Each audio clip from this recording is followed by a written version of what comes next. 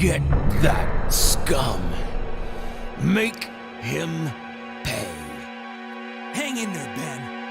お前はもう死んでいる。何？もう匠でギゼブ。 Hey guys, it's Jinx here, and I'm finally reviewing what is one of my favorite survival horror games of all time, Resident Evil 2.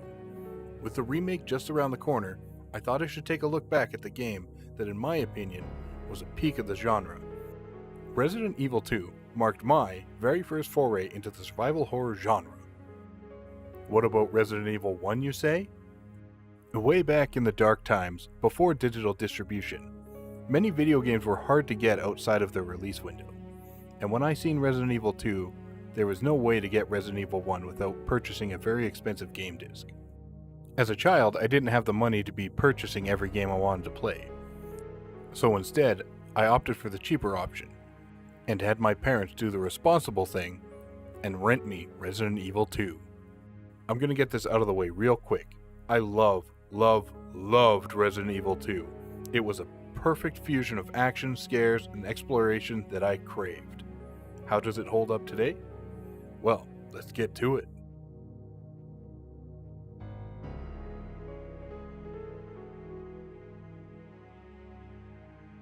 Resident Evil 2 was released in 1998, the same year Bruce Willis saved us all from a giant asteroid. The game rides on the coattails of Resident Evil, released 2 years prior. They take the same ideas that made Resident Evil great and polish them to a mere shine. While Resident Evil 2 didn't break the mold with new gameplay mechanics, it really showcased the potential that their formula had and set the standard for the genre for years to come. The game leaves the setting of a mansion and expands to the entirety of Raccoon City. While in the mansion you only had the T-virus and zombies mainly to contend with, there's a new virus in town, the G-virus, and it comes with its own set of monstrosities. Like Resident Evil 1, there are 2 characters to play, but this time they have totally unique campaigns, including exclusive bosses and weapons. These are just a few of the things that Resident Evil 2 improves upon. They really cranked up the visual fidelity for this one. The pre-rendered backgrounds look great and detailed. Character and monster models also take a really big step up.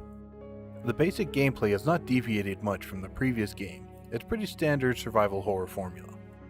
Your character moves with the standard tank controls, meaning you only have control of your forward momentum with the ability to strafe left or right. In this day and age, these control mechanics definitely feel archaic. The game also uses fixed camera angles, meaning you only get a very specific perspective in any room that you're in. More often than not, when you enter a room, you'll hear the enemies long before you see them. This combined with the limited mobility of your character really ratchets up the tension. The thing I love about the fixed camera angles is that the game creators are allowed to create the scenes that they want you to see. This gives the game a really cinematic feel and helps tie in all the pre-rendered backgrounds. They almost tell a story as you move from camera angle to camera angle. It also makes the player make very deliberate choices with their movements as soon as they enter a room. All combat is stationary, as you cannot move while aiming your weapon. Firing in the general direction of your foes will land a hit. You can angle your shots up or down. This is only very useful in very specific situations. You can angle down and shoot zombies that are playing dead, or you've knocked down but still need a couple shots to take out. The only time I found it useful to aim up is with the shotgun. You can get a large swarm of zombies and you can aim up, blam, they're all dead. This can make combat with more mobile foes rather difficult, but more often than not, fighting is not always the best option. Your ammo in the first place is very limited, and you cannot shoot to kill everything you see. You're going to be out of luck when more difficult foes start to appear and you have absolutely nothing to take them on with. The best case scenario is to save your ammo for worst case scenarios and avoid combat when possible. What I love most about this game is the sense of overwhelming dread it creates. It hits on all the best parts of horror. For the most part, your character is always isolated and alone, and any interactions with other characters usually don't end well for anyone, so you're always alone and have only yourself to rely on. The weapons you wield often feel underpowered or far too limited in supply to use, making you count every bullet in your magazine or fret before even deciding to pull the trigger. This in itself helps keep the combat tense while still being slow-paced. The fixed camera angle paired with the tank controls gives a sense of dread to even the mere fact of rounding a corner or opening a door. You never know what's going to be around the corner. The game has a lot of backtracking through the police department, which adds another layer of fear and depth when avoiding enemies, as you'll always have to face them again the next time around you go through that area. It's also never clear, with the exception of a few safe rooms, that any room is ever safe, and enemies can come from anywhere at any time. The amazing pre-rendered backgrounds do a great deal of telling the story of the fallen city, a town that has been literally painted red. Every design choice seems very deliberate and drips with atmosphere, and while the plot is B-movie cheese, the background storytelling within the game, it really goes above and beyond. Between the game text file story bits and the game's pre-rendered backgrounds, you can often piece together the grim fates of those who came before. Navigating the world in Resident Evil 2 is pretty bog standard for survival horror games. You search rooms for keys to unlock puzzles that will often give you other keys for other rooms. They do use a few jump scares to get you this time around. There are two scenes in particular that get me every time. There's a boarded up hallway that seems safe enough until you get close enough to the windows. This doesn't happen every time, but it can happen more than once and seemingly at random, so it puts you on your toes when venturing down this hallway. Now I swear the next jump scare that really stuck out with me left a scar on me, seeing as even this time around I knew it was coming, and it still made me jump out of my chair. It isn't really that crazy of a scare, but the way they set it up is really ingenious. Early on in the game, you'll find an interrogation room, of which you can only enter one side of the room. You'll be entering the police side, where you can see through the two-way glass and see into the other room. You can see there's key items in there, but you can't quite get to them at this point, as the other door is locked. So you just continue on your way. Now later in the game, you'll receive a key, and you need to go in that room to grab a key item for another puzzle later on in the game. This time you enter the other side of the interrogation room, on the other side of the two-way mirror. As you've already been on the other side of the room, there's no real cause for alarm, as you know what's in there. Not a whole lot. You'll immediately notice an item on the other side of the room, so like any intrepid explorer, you'll prance over to the other side of the room and grab it. Thank God it's the key item you need, and you can get out of here. While on the way out of the room, as you get to the center of the room, the goddamn window explodes and a licker comes out from the other room. I just couldn't believe it. Well played, Capcom. Well played. I think I've gushed enough about the gameplay and design elements. Let's go over the story, shall we? Oh, and as always, spoilers ahead. Feel free to click this annotation if you feel like skipping the story bit and want to get at the end of my review. We begin our story in the picturesque Raccoon City that borders the Arklay Mountains of the first Resident Evil game. Turns out having a majority of the city working for the massive pharmaceutical company Umbrella has had less than desirable effects on the local populace. We can choose to start the game as either Leon, a rookie cop who is going to have the worst first day on the job in all of history, or Claire, the sister of Chris from the first Resident Evil game, looking for her brother who has disappeared shortly after the mansion incident of the first game. The canonical playthrough is Claire first and Leon second. I'm being a rebel and playing Leon first and Claire second. Overall, the story arc is the same, but there are a few story beats that will change between the two playthroughs. So Leon rolls into town with his Hummer. Seemingly unconcerned with the lack of people anywhere, he decides to slow down and get out to gawk at a corpse in the middle of the road. Man, what a mess! What could have done this? With voice actors like this, who needs David Hayter? Get out of here, Snake!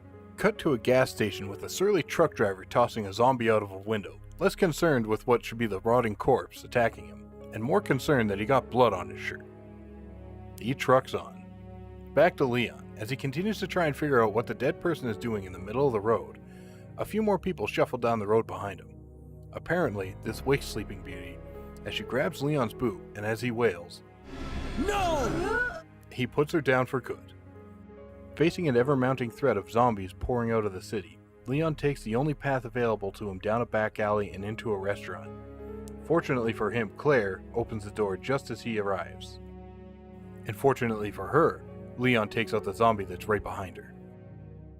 Leon then invites Claire to the police station, where he believes will be the safest place to be during the zombie infestation.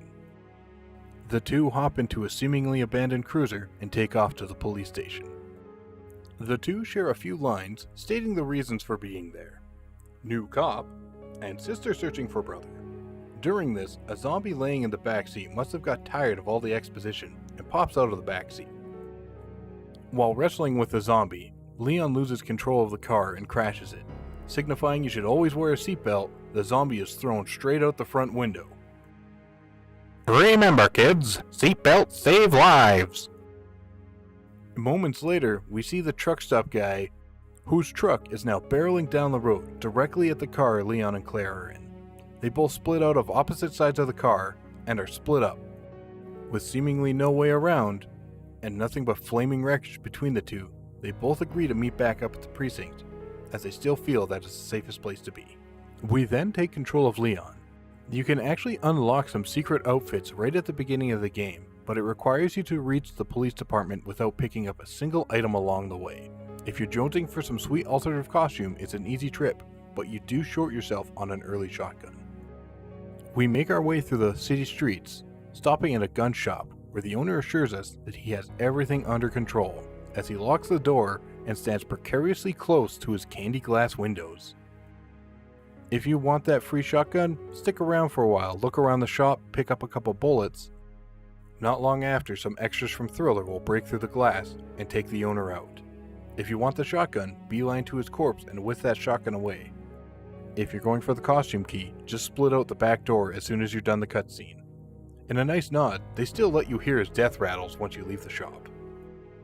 Once you're in the RPD's front yard, head down the stairs and you'll see a zombie with poor fashion sense. You did it, you got the costume key. Now that he has spawned, you're free to leave the area and go pick up some spare ammo if you need it. And you're gonna need it. This is the zombie of Brad Vickers, former Stars Chopper pilot member, the guy who throws you a rocket launcher at the end of the first game. If you want to see how he died, you actually get to see in Resident Evil 3 Nemesis. For being a notorious chicken, he makes a really tough zombie, and it'll take a lot of bullets to take him down. But once you kill him, you'll be able to pick up a special key that you can use later on to unlock the special costumes. Once you've unlocked him, Brad shows up on all subsequent playthroughs, so don't feel bad about playthrough 2 when you pick up all the items along the way. So we make our way into the police station, and you might notice that this does not look like any police station that you know. It turns out that Resident Evil 2 Police Station is a repurposed art museum. It turns out the original Resident Evil 2, Resident Evil 1.5, had stuck closer to the original police aesthetic, but found the design to be too bland. Leon quickly finds his commanding officer, Marvin, lay dying. Poor Leon had to miss out on his office party. You can even see the supplies strewn about on his desk. Damn zombie outbreaks ruining everything for everybody. Marvin will then give us a keycard to unlock the 2 side doors in the main hall of the precinct, and as soon as we leave the area, he locks the door behind us. In the next room, we really get to see how the developers like to play with us, and foreshadow in even subtle ways. It's also here I'd like to point out how Resident Evil 2 is really great at slowly ramping up the pace of horror in a natural way. You start off with a small handful of zombies with nothing but a knife and a pistol, but near the end of the game you're taking on a train-sized blob of biomass with a rocket launcher, while the train you're riding on is self-destructing. It starts out small so that by the time the over-the-top action kicks in, you're okay with it. And on that point, Leon is introduced to the first non-zombie creature in the game, with a spectacular build-up from the window in the previous room to the corpses laying in the hall, and that drip, drip sound.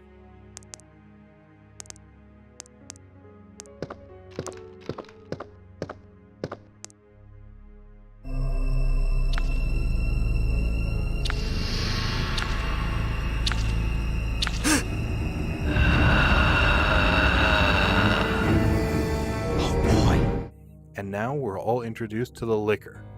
Interestingly enough, this guy is blind, and you can actually sneak around him if you walk and don't get too close. Running or shooting at this bad boy will set him off though, and once he's pissed off, he can be hard to shoot as he slithers across the floor. He can also jump astoundingly far, and dish out a lot of damage if you're not prepared for him. With its iconic appearance and marvelous introduction, it's no wonder it became one of the most recognizable creatures of the series. After we take this guy out, we continue throughout the precinct collecting puzzle pieces, and eventually we wind up at the Star's office and meet up with Claire. It's here that we find that most of the surviving STARS members have already split town before things went belly up, and that the station is a lost cause. Both characters decide that there's no reason to stay in the city anymore, and that they will split up and look for more survivors as they look for a way to escape the city. Leon decides to go check on his buddy Marvin, and sadly he succumbed to the virus, and now we're treated with an amazing real-time transformation. We put Marvin out of his misery. We continue on to the basement of the police station, where we meet Ada. She claims to be searching for her boyfriend, who works at an Umbrella research station. The search for her boyfriend led her to the police department to find a reporter named Ben, who has locked himself in the prison cell to avoid some monster aside the zombies lurking outside the halls. Finding out that everyone else is dead and no one's going to be coming to save him, Ben gives us a heads up on a way to get out of the city, down in the sewers. We follow up on Ben's hot scoop, and once we have all the key items to advance the story, we return to pick him up to find out that Ben has been attacked. He spills his biggest scoop yet. The chief of the police department, Brian Irons, was part of the conspiracy to cover up the incident in the Arklay Mountains. He continues to work with the Umbrella Corporation, thwarting all of the original STARS members' attempts to investigate the company. It's also here that we learn that lead researcher William Birkin has created a new virus, the G virus, a much more dangerous strain of the already deadly T virus. Unfortunately, Ben's not feeling so good, and in a scene ripped almost whole hog from aliens, has a monster burst from his chest, nearly splitting him in half. Obviously, he doesn't survive this process, and the newborn monster scuttles away.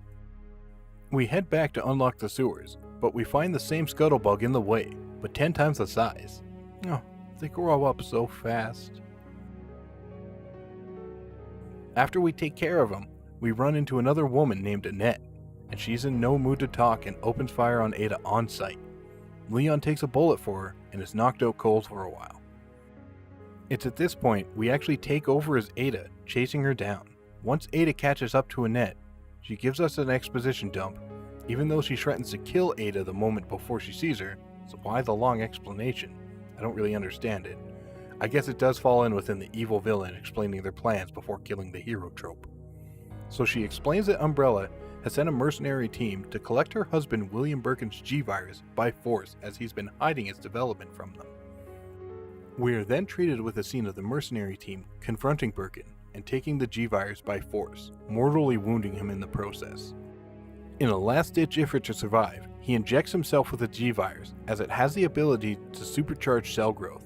While the virus does revive him, he also starts to rapidly transform into a monster, taking the mercenary team sent to kill him out with ease, but also losing his mind in the process. It's also here we see where the T-Virus outbreak within the city began, as during Birkin's rampage he stomped on a few vials of the T-Virus, and some rats are seen slurping it up to spread the infection throughout the whole city. Ada takes advantage of Annette's monologuing and attacks her, shoving over the edge of a rail, taking care of the woman for now. It's here that Leon finally wakes up from his nap, and we begin to search for Ada. We find her in the same place we left her. Ada, what are you doing, you fool? Didn't you watch Mythbusters? Bullets don't penetrate under... Oh my god! Sewer Gator! There are two options with this boss fight. You can plink away with him with whatever weapons you have, or you can back up down the hallway and release an explosive gas container. If you drop it down in the hall and run away, the Gator will snatch it up, and at this point, you can reenact the death of Jaws and blow his goddamn head off. Once we take care of this monster, we team back up with Ada. As we exit the sewers, we actually find out that the area was used as a cover for an Umbrella underground laboratory. It's here that we have our first encounter with William Birkin, narrowly avoiding a pipe to the face.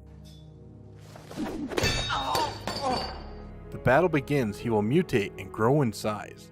This becomes a recurring theme with him as you actually fight him several times throughout both playthroughs. I find this makes him a very interesting recurring boss and gives him a proper sense of overwhelming power and dread and really shows off what the G-Virus can do. You never really know when you'll find him and what form he'll be taking. After a brief battle, we knock Birkin out and forget to double tap him. Finally, after that battle, we reach the underground Umbrella lab. We deposit Ada in a nearby safe room for her to recover from her wounds from Birkin. Unfortunately, I find the lab to be my least favorite part of the game. The lab is pretty drab, all things considered, and not much really happens while you're exploring the halls. I find the police department had much better static backgrounds, and just the overall general repurposed art museum has so much more potential for intrigue. I really think they should have went back to the police station and had more areas of that. Honestly, the game should have foregone the lab entirely. So we trudge around killing a few plants along the way, and we pick up the final key for our escape. And then, no surprise, run into Annette once again, who is a tad upset that we quote-unquote killed her husband, and begins raving about preserving her husband's legacy with the G-Virus sample she now holds. Annette also reveals that Ada is a secret agent out to get the G-Virus for her own aims. As per usual, at the last moment before she shoots us dead, the facility violently shakes and pipes serendipitously crush Annette, knocking her out. These violent quakes are caused by the now activated self-destruct system. Once we head back to the main hub area, we run into Ada, who is less than happy to see us. She threatens to kill us unless we hand over the G-Virus sample. It's here that we find out Leon is not to be trusted with anything medical, as Annette, who Leon assumed dead, pops up and shoots Ada in the shoulder. We see Ada topple over the railing, and Annette finally succumbs to her injuries, being dead for real this time. Having lost all the women in his life, Leon tosses the G-Virus sample out of spite and pushes on to meet up with final girl Claire. Before he can do that though, Birkin blocks the way. Surprise, motherfucker! Being on a strict time budget, break out your strongest gear and take him down. If you're not prepared, he can and will tear you to shreds quickly, especially in his final transformed form, as he tends to hang around on the top of the tanks, making getting a clean shot extremely difficult. Once we have taken him out, we board the train and escape the horrors of the city, ending Scenario A. It's at this point you will be ranked on your performance based on a few factors: time to complete the game, first aid sprays used, green herbs are just fine, the amount of ink ribbons you've used, and the use of special weapons. This is a bit vague, but it generally means any two-slotted weapons such as the flamethrower, but does not include the rocket launcher you find in Scenario B. The best rank you can get is A, and it unlocks a few goodies. On to Scenario B. We have a slightly different opening for Scenario B. Claire enters a diner and encounters a zombie, and that's when she attempts to enter the back alley and meets Leon. Other than that, the opening cutscene is the same. We start the scenario on the opposite end of the collision that split Claire and Leon. We find a much shorter route to the police station this time around, and don't forget you can pick up any items you see along the way. Once we arrive, we're treated to see some poor sucker get eaten and have a helicopter crash on top of him. This explains how it got there in Scenario A. We then see the one main difference of Scenario B. We see another helicopter fly overhead, but this time it's from Umbrella, and it isn't here to pick anyone up. It's actually here dropping someone off. This guy is Mr. X. His main objective is to collect the G-Virus sample and kill anyone in his way. Mr. X will represent a constant threat and the biggest difference from Scenario A, as he stalks you through the entire playthrough. He is extremely tough to take out, but he is almost worth it, as if you can avoid being beat down, he will generally drop more ammo than it took to knock him out. He also loves to show up in the most inconvenient places, often blocking escape routes. I find the addition of Mr. X as a boon for the B scenario, as it keeps the game fresh, and as you're never really rid of him, adds yet another thing to be constantly worried about, keeping tensions high.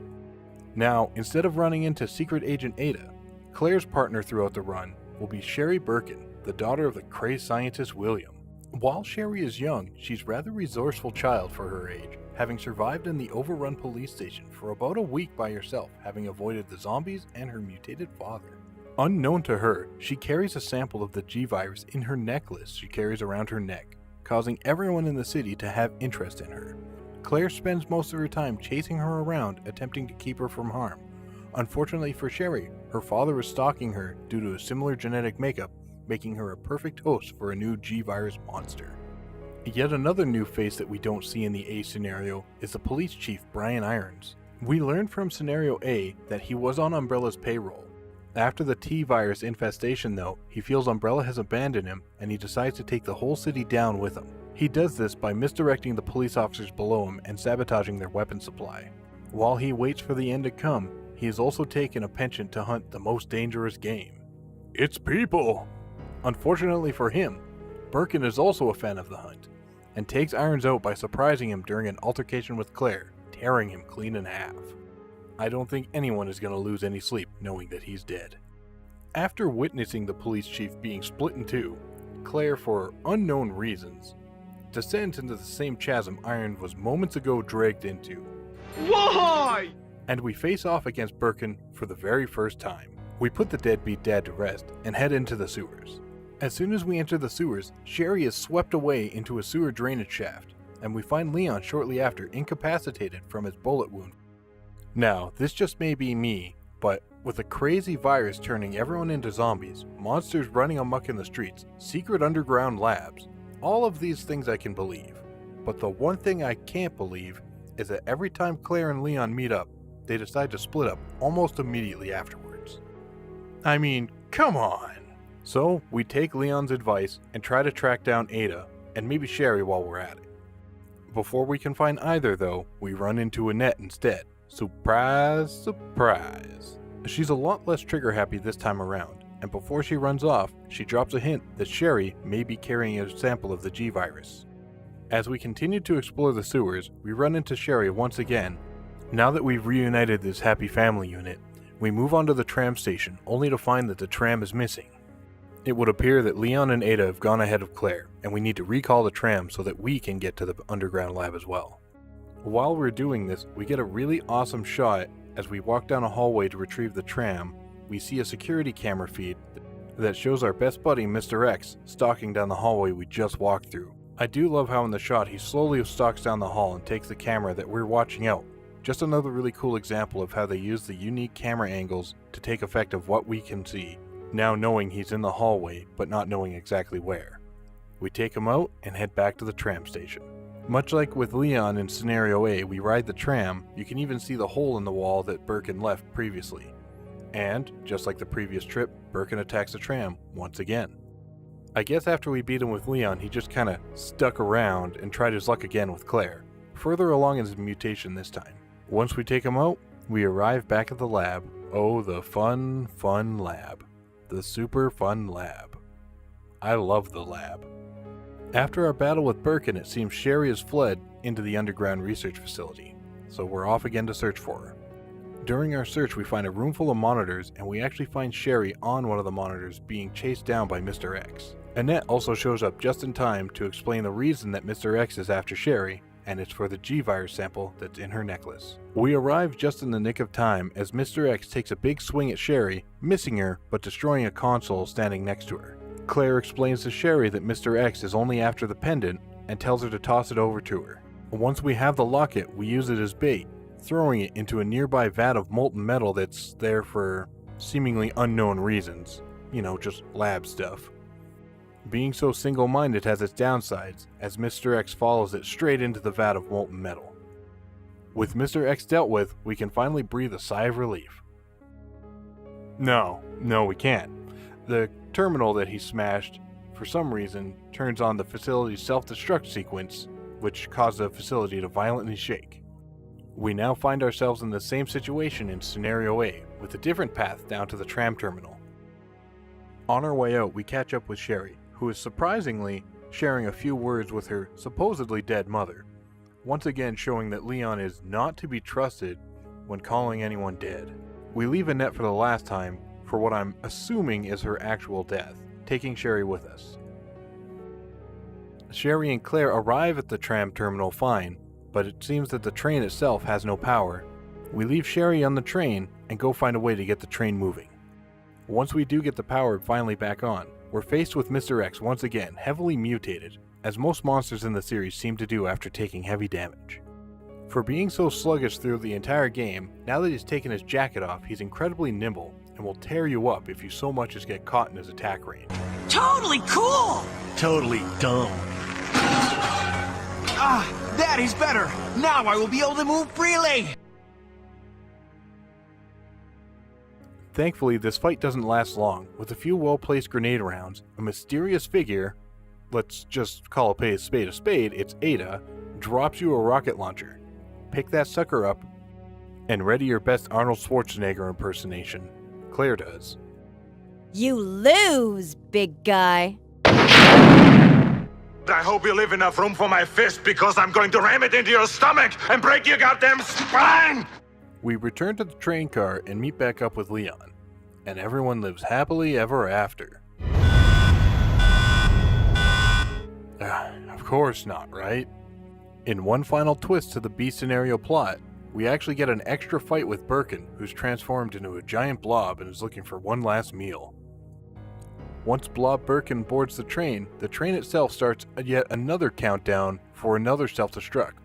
What, does everything in this underground lab have a goddamn self-destruct sequence? If I, put my plastic bottle in the wrong trash bin, is that gonna self-destruct? Birkin tries to slowly crawl up the train car to get to you so he can eat you, but unfortunately this is a pretty easy fight. You just spam as many bullets as you can, as fast as you can, and you've won the fight. It's all pretty anticlimactic if you ask me, but once he's defeated, everyone escapes the train. As Blob Birkin tries to join you, the train explodes, taking him out with it. Claire and Leon leave the tunnel and steel themselves to get back at Umbrella and find Chris. It's a shame everybody's busy falling over themselves for Chris, as nobody seems to have noticed that Jill is still in the city. We pick up on her story in Resident Evil 3 Nemesis. If you manage to snag an A ranking with Leon or Claire and beaten both scenarios, you will unlock a small side story with an Umbrella mercenary named Hunk, who retrieves a sample of the G-Virus and gets out of the city safely, handing Umbrella their ultimate goal and leading up to further games down the line. And that's the review. Resident Evil 2 was a masterpiece of pacing, level design, and atmosphere. It may not hold up very well now, but the pre-rendered environments keep the game from getting too dated. If you're looking to see what all the people are hyped up about the Resident Evil 2 remake, look no further. With only a few weeks before the release of Resident Evil 2 Remake, as a fan, I'm super excited to see one of my favorite games get a new coat of paint. While personally, I would have preferred if they did a Resident Evil 1 remake style game with keeping the third-person perspective and pre-rendered backgrounds. But with how well they handled Resident Evil 7, I'm willing to give the third-person perspective a shot. I believe they'll be faithful to the sense of dread and not lean too hard into the action, as that's where they wound up with Resident Evil 6. Personally, I've been avoiding most media for Resident Evil 2 Remake, but man, I did see one trailer. That Mr. X though. Hey, and that's the end of the video. I'd like to thank everyone who decided to drop by and watch the video. I'm really excited to get my third review out now, and yeah, the next video I'm going to do is I'm going to try and get on the Resident Evil 2 Remake as soon as possible, and get a first impressions out for you guys, and then once I'm done the game, start with another review. Hey, if you like the content, please feel free to leave a like, comment, and subscribe. It really helps me out. If there's any other games you think I might be sleeping on, let me know in the comments down below and I'll look into them. And I'll catch you all on the next one.